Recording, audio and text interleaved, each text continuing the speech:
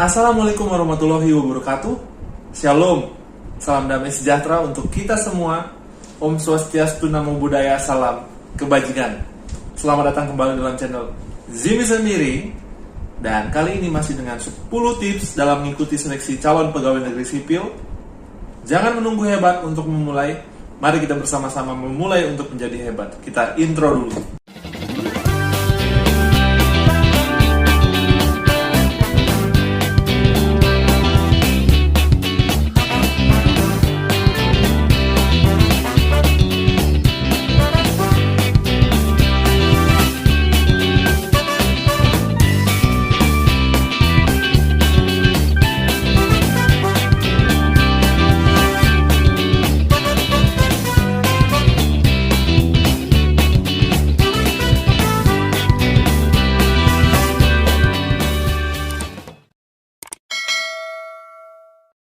Tips kelima, memilih formasi CPNS. Sebelumnya pada tips yang keempat, teman-teman sudah saya ajak untuk memilih instansi pusat atau instansi daerah. Kita harus berpikir terbuka, teman-teman. Jadi saya harap idealisme itu kita tutup dulu, kemudian kita buka kesempatan terhadap apapun yang merupakan kesempatan kita, sehingga dapat kita memanfaatkan kesempatan yang kita miliki dengan baik dan dapat memilih jabatan pada instansi yang tepat. Nah, kali ini kira-kira formasi jabatan apa yang tepat setelah kita memilih instansi yang tepat? Ayo kita langsung saja, teman-teman. Nah, ini dia hasil perkiraan ya. Kita kemarin uji coba, tapi ini hanya simulasi saja, teman-teman. Hasil pemilihan instansi tips tahap 4. Jadi kita minimal akan memiliki 6 kolom di mana ada nama instansi, nama jabatan, kuota jabatan, jurusan yang dapat melamar, jumlah peminat, serta minimum SKD tahun sebelumnya. Nah, apabila ini minimum SKD tahun sebelumnya tidak ada karena instansi tersebut baru membuka atau jabatan itu baru dibuka untuk tahun ini, teman-teman dapat memasukkan SKD minimum yang dipersyaratkan sesuai dengan persyaratan dari BKN. Nah, di sini teman-teman, kami kemarin sudah menyelesaikan nih, ada 5 nama instansi. Karena ini simulasi, jadi semua dalam bentuk simulasi, teman-teman. Dan di sini ada 6 nama jabatan, itu W, X, Y, Z, ZA, ZB. Kemudian terdapat juga informasi kuota jabatan, jurusan yang dapat melamar, jumlah peminat, serta minimum SKD tahun sebelumnya. Hasil ini akan kita gunakan untuk menentukan formasi terbaik agar teman-teman dapat memilih formasi yang paling cocok untuk kalian. Saya harap teman-teman dapat mencatat kembali instansi yang teman-teman sudah dapatkan dari tips yang keempat dalam bentuk tabel atau dalam bentuk catatan.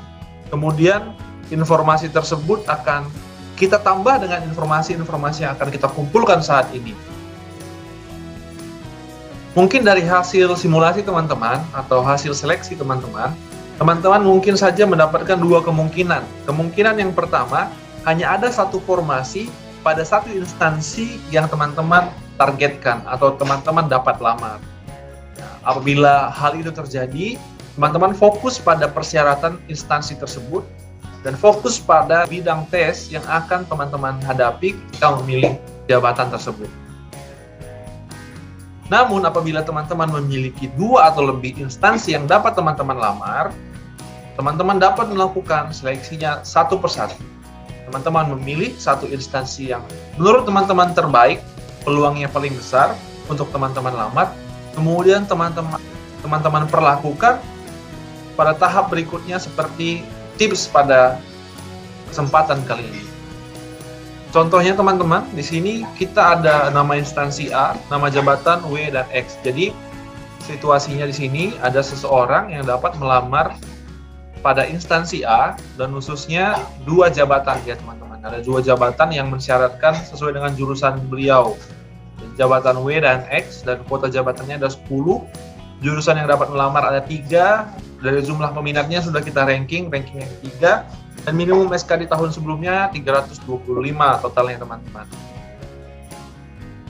Nah, ternyata setelah di breakdown dari nama instansi dan nama jabatannya, ternyata masing-masing jabatan itu memiliki kuota 5 jabatan. Artinya akan ada 5 kali 3 atau 15 orang yang lolos pada tahap SKD yang akan mengikuti SKB, teman-teman. Nah, dari masing-masing jabatan tersebut terdapat 3 jurusan yang dapat melamar pada jabatan tersebut. Nah, 3 jurusan tersebut adalah jurusan beliau, kemudian beberapa jurusan lainnya, teman-teman. Nah, jumlah peminatnya karena kita ranking berdasarkan jumlah peminat instansi, maka rankingnya juga sama, dan minimum SKD-nya sama pada situasi ini. Nah, teman-teman, di sini kita memiliki 2 nama jabatan, 2 jabatan formasi yang dapat kita lamar. Lalu selanjutnya apa yang akan kita lakukan?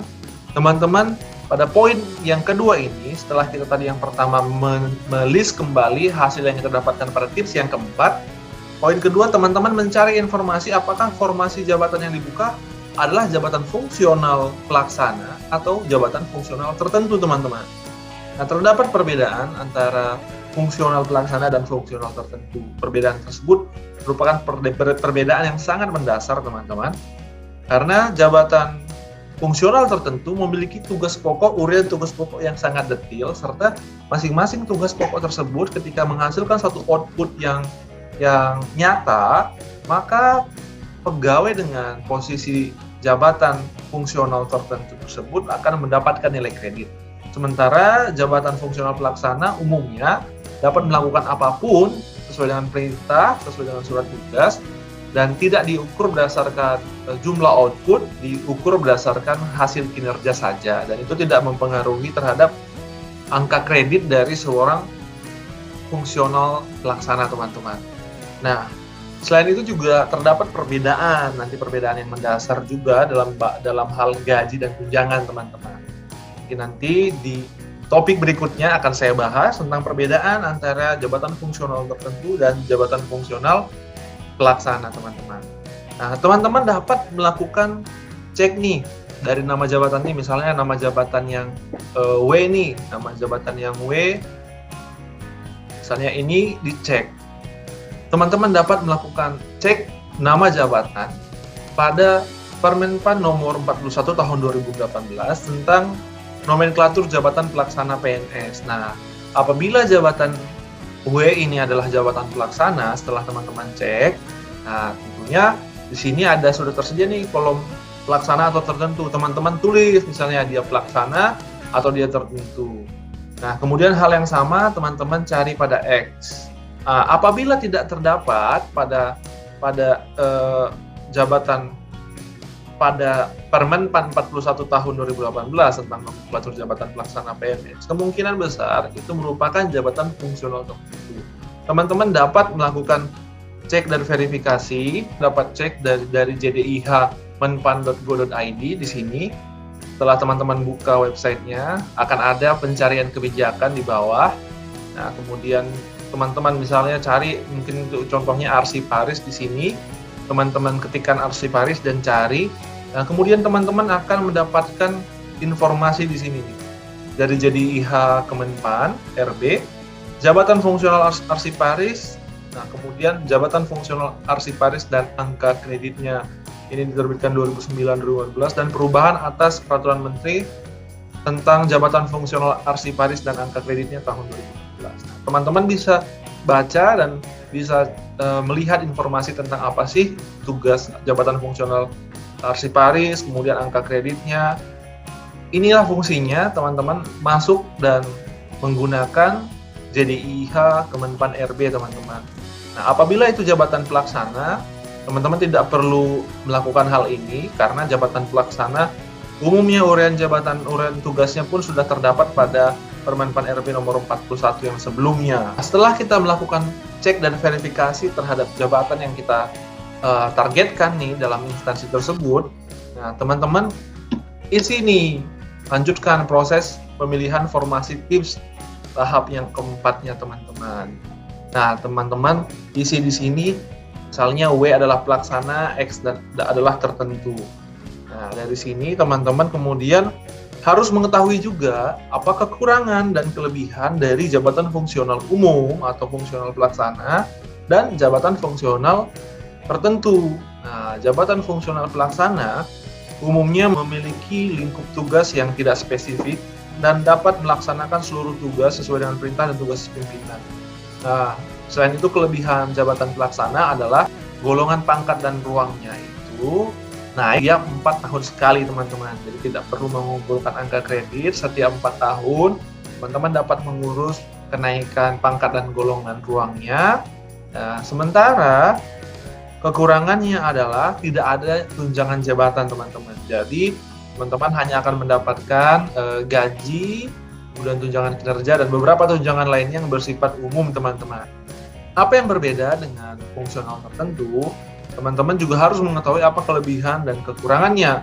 Nah, kelebihan dari jabatan fungsional tertentu itu memiliki tugas yang jelas dan setiap kegiatan beserta outputnya memiliki angka kredit, teman-teman. Dan apabila teman-teman rajin dan cepat bekerja, pangkat dan golongan ruang teman-teman akan cepat naik. Bahkan dalam waktu 2 tahun, teman-teman bisa naik 1 pangkat golongan dan ruang. Artinya dalam 4 tahun fungsional pelaksana, naik 1 pangkat golongan ruangnya, sementara teman-teman dapat naik 2 pangkat dan golongan ruangnya. Nah, itu kelebihannya. Selain itu juga fungsional tertentu mendapat tunjangan jabatan sesuai dengan peraturan presiden, teman-teman. Jadi presiden juga memberikan apresiasi karena fungsional tertentu ini seperti layaknya profesional, teman-teman. Jadi ada bidang keahlian yang menjadi keahlian dari fungsional tertentu, teman-teman. Namun kekurangannya, apabila teman-teman tidak mengerjakan tugas dengan baik, maka teman-teman akan terancam tidak naik pangkat golongan ruang. Nah, itu dia, teman-teman. Jadi teman-teman sudah mengisi di sini nama instansinya, W dan X. Ternyata W adalah pelaksana, X adalah tertentu. Nah, selanjutnya setelah kita mengisi nih dia pelaksana atau tertentu, kita mencari tahu apa sih materi SKB atau alur dari seleksi untuk tahap SKB pada jabatan W dan X. Catat informasi tersebut, teman-teman, bersama dengan informasi sebelumnya. Jadi pada tabel ini juga teman-teman tambahkan lagi 1 kolom, Nah, 1 kolom di mana kolom tersebut menginformasikan tentang tahapan SKB yang akan teman-teman hadapi sebagai bahan pertimbangan kita nanti dalam memilih formasi yang terbaik untuk melamar sehingga teman-teman dapat menjadi calon pegawai negeri sipil tahun ini. Nah, dari mana informasi tersebut dapat teman-teman dapatkan? Informasi tentang pelaksanaan SKB atau materi SKB, teman-teman akan dapatkan dalam pengumuman resmi yang dikeluarkan oleh instansi tempat teman-teman melamar. Jadi teman-teman baca pengumumannya. Nah, di situ terdapat khusus tentang alur seleksi yang akan teman-teman laksanakan. Contohnya di sini W dan X, misalnya pada jabatan W itu di dalam tes SKB-nya mereka meminta nilai TOEFL, kemudian fisik, ada tes fisik juga, kebugaran jasmani, dan psikotes, teman-teman. Sementara pada nama jabatan X itu merupakan jabatan fungsional tertentu, maka alur tesnya terdapat psikotes, kemudian tes CAT bidang tertentu. Nah, sama seperti sebelumnya, karena ini merupakan simulasi, teman-teman, jadi teman-teman tidak perlu khawatir. Nah, teman-teman dapat cek, tidak semua tes SKB mensyaratkan TOEFL atau tidak semua tes SKB akan mengecek kebugaran jasmani. Jadi teman-teman dapat dengan teliti mengecek ini dan menuliskan alur SKB yang akan teman-teman hadapi untuk menjadi pertimbangan. Nah, selanjutnya untuk memilih formasi yang terbaik dan teman-teman dapat lamar, teman-teman saatnya nih membandingkan apa yang teman-teman bandingkan. Teman-teman bandingkan adalah jumlah formasi yang dibuka di sini, kemudian nilai minimum SK di tahun sebelumnya. Nah, di sini karena ini sama, teman-teman, jadi teman-teman nanti cek dalam pengumuman instansi di tahun sebelumnya tentang pelaksanaan CPNS. Berapa minimum SKD-nya, mungkin ada yang lebih tinggi atau lebih rendah. Jadi teman-teman lihat dan cek juga tentang pelaksanaan tes SKB yang akan dilaksanakan di sini, teman-teman. Jadi dalam pelaksanaan tes SKB-nya, teman-teman lihat apabila dalam hal ini teman-teman merasa berimbang, maka teman-teman bisa pindah ke apakah jenis jabatan ini pelaksana atau tertentu. Nah, kalau tidak berimbang, misalnya teman-teman tidak merasa berkenan atau merasa tidak pede untuk kebugaran jasmani, mungkin teman-teman bisa mengikuti atau memilih formasi jabatan X. Nah, namun apabila dikategorikan sama ya teman-teman ya, dikategorikan ini sama saja, nah teman-teman bisa bandingkan di sini pelaksana dan tertentu. Karena kuota jabatan dan jurusan yang melamar pun sama, saya lihat di sini pelaksana atau tertentu apabila teman-teman memiliki keinginan untuk bekerja dengan rajin, ambisius, kemudian memang passion terhadap bidang tugas atau ilmunya, teman-teman bisa pilih ini formasi jabatan X sebagai formasi jabatan fungsional tertentu. Namun apabila teman-teman tidak suka hal yang monoton atau hal-hal yang terlampau rigid sesuai dengan peraturan, hal-hal yang teman-teman ingin berkreasi, banyak berkreasi, teman-teman bisa memilih fungsional pelaksana, teman-teman. Nah, teman-teman tentukan satu formasi yang akan kalian lamar. Apabila teman-teman merasa, oh kayaknya dua-duanya kurang nih, artinya kesempatannya kurang memungkinkan untuk dapat diterima, nah, teman-teman boleh juga mengecek untuk B dan C, instansi B dan C, bagaimana karakter dari jabatan Y dan Z. Nah, apakah dia pelaksana atau tertentu, kemudian alur SKB-nya seperti apa. Nah, dari situ juga teman-teman bisa lihat dan bandingkan yang mana kira-kira peluang paling besar teman-teman untuk lamar. Teman-teman dapat diterima sebagai calon pegawai negeri sipil tahun ini. Nah, apabila teman-teman masih merasa ragu dan bimbang setelah teman-teman melakukan exercise ini, saya harapkan teman-teman dapat bertanya kepada teman, saudara, orang tua. Terlebih lagi teman-teman berdoa, kira-kira dari pilihan ini yang mana yang terbaik untuk dapat teman-teman lamar. Karena doa dapat mengubah segala sesuatu, teman-teman. Dan dukungan orang tua serta doa orang tua akan membantu teman-teman dan memperlancar proses yang akan teman-teman lalui.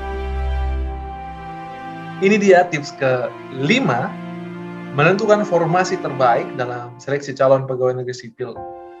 Saya harap teman-teman dapat memanfaatkan tips ini, tips yang keempat dan kelima, khususnya dalam menentukan instansi dan kemudian menentukan formasi.